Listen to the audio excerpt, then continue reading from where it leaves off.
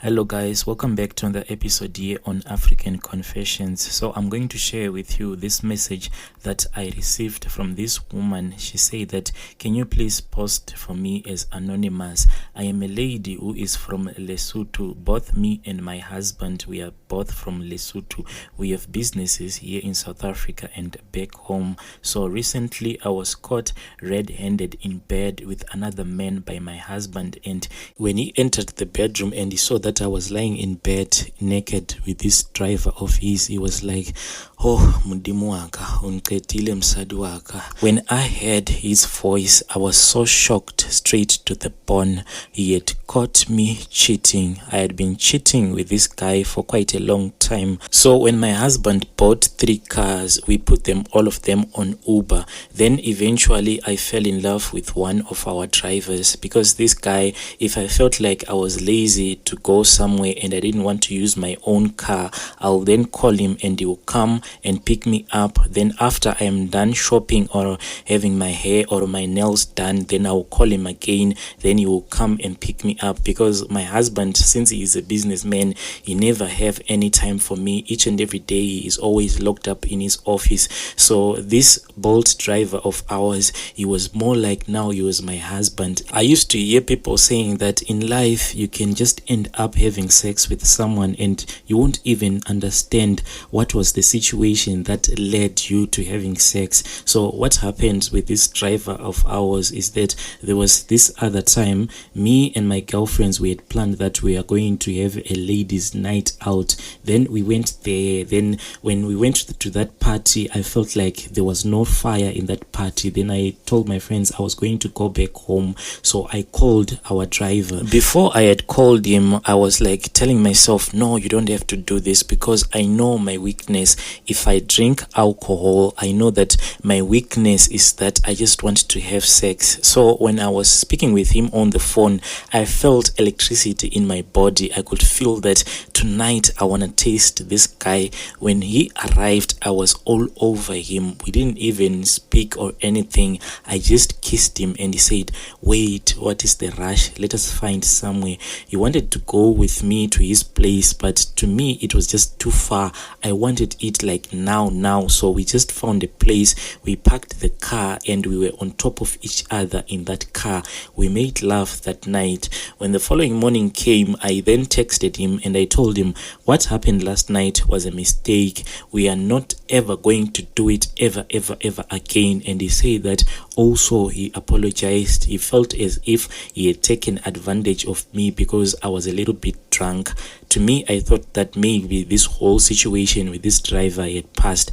I wanted like to fire him, but I felt sorry for him because the money that he's getting from being our Bolt driver and stuff, he's using some of that money to pay for his student accommodation and his other expenses. So I didn't want to mess up his future. So I was just like, each and every time when I will start to think about him throughout the day, I'll be like, you know what, this one is a little boy. You are much older than him, because when I compare his years with mine, I think there is an age gap of 15 years. So he's actually more like a son to me, but I ended up having sex with him because of just some situations that just happened between me and him. So the morning after we had had sex in the car, we promised each other that nothing was ever going to happen, but it only took us 3 days. I then texted him on the 3rd day. It was around, I think, somewhere around 7 p.m. I asked him, "Are you free?" And he was like, "Yes, for my queen, I am always free."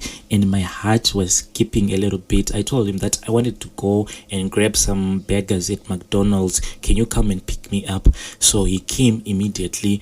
And as we were driving to McDonald's, no one was speaking to each other. I was busy on my phone, but I was just pretending like I was doing something important on my phone. But I was thinking about the last time that we had made love in this very same car. And himself, I don't know what he was thinking about. We went to McDonald's. I grabbed a few burgers. On our way back, then he started touching me and I touched him back. And we found also a place to park the car and we made love once again. Then from there on, this thing of making love in the car, it was almost like an everyday thing. So if this guy, he will come maybe late at night to submit submit his cash earnings for the day. So if my husband is too busy to collect the cash from the driver, what I'll do is that I'll collect the cash, then I'll pretend as if I am walking out this guy, then we'll go at the back of the car. So if he's going to come, I'll just wear a dress, and underneath the dress I'll be wearing nothing. So I'll just pull up that dress and we'll just make love at the back of the car. Even if it is only 1 minute, I was truly acting like a teenager. So last week then my husband said that he was going to travel back to Lesotho. There was a business meeting. Initially he had said that I should accompany him. Then because I wanted to spend more time with my boyfriend, I told him that I felt too lazy for the long drive back home. Then he said, okay, it's fine, you can stay here with the kids. But after he had left, then I took the kids and I left them at my friend's house. My friend, she knew about this relationship of mine. In my mind, I told myself that I was going to have the best time of my life, because sexually me and my husband, we are not that connected. After I was sure that my husband had truly left our home and he was on his way to this business trip meeting thing, I then took my kids and I dropped them off at my friend's place. We actually had a laugh with my friend after I had told her exactly what I was going to do when my boyfriend arrived. So I went back home, I sat down, I was monitoring the movements of my husband's car, because also on my phone I have the tracker for the car, so I can monitor all of the movements that will be happening to that car. So when the GPS told me that the car had just left our province, then I was sure that there was no way that he will turn back and come back home. So I went, then I collected my boyfriend. But all of a sudden, I don't actually understand what happened, because my husband just came back home without even notifying me. We were so happy on that day, me and my boyfriend, because what we did is that we downloaded some videos on the internet. I mean those adult videos. So we were looking at those videos whilst we were making love. I didn't even bother to lock all the doors, because according to me, there was nothing to fear. Everything was there on my phone. My husband was on his way to Lesotho. There was nothing to fear. When my husband came, I didn't even hear the sound of his car entering the yard, and I just saw the door opened, only to see my husband standing at the door. He said, I'll be waiting for you downstairs, and he just closed the door.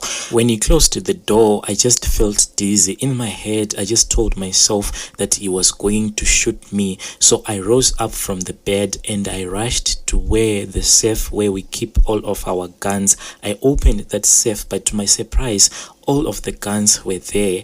We took ours upstairs. We didn't even speak to each other, me and my boyfriend.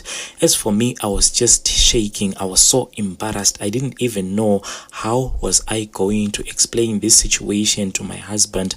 I was just afraid that he was going to kill the both of us. Then he called me on my phone and he said, are you done?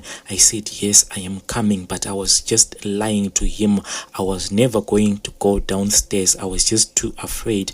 Then he sent another message on WhatsApp and he said, please, can you come downstairs because I want to rest. Me and my boyfriend, as we walked from the bedroom going downstairs, it was like a long walk of shame. The thought of just thinking that I've been caught cheating. You know what? When you cheat on someone, it seems as if everything is going great, but the moment when that person catches you cheating, that is the worst feeling that can ever happen to you. Whilst we were still sitting in the bedroom, me and this boyfriend that I was cheating with, he tried to hold my hand and he was like, you know what, you can move out, come and stay with me and we can start a new life. I slapped him so hard because I was like, you want me to move out with you when I've been taking care of you all of this while?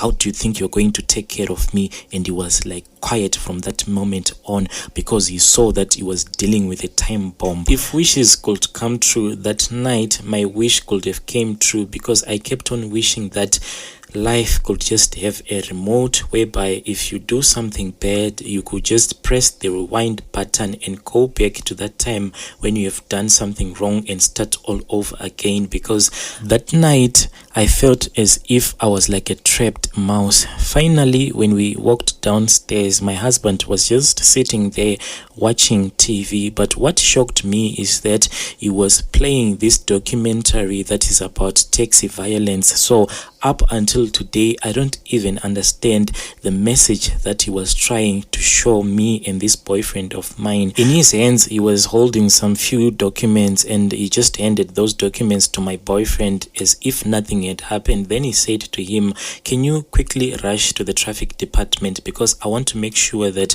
there are some fines that I think that I haven't paid, so I want to know how much is it." Then my boyfriend left.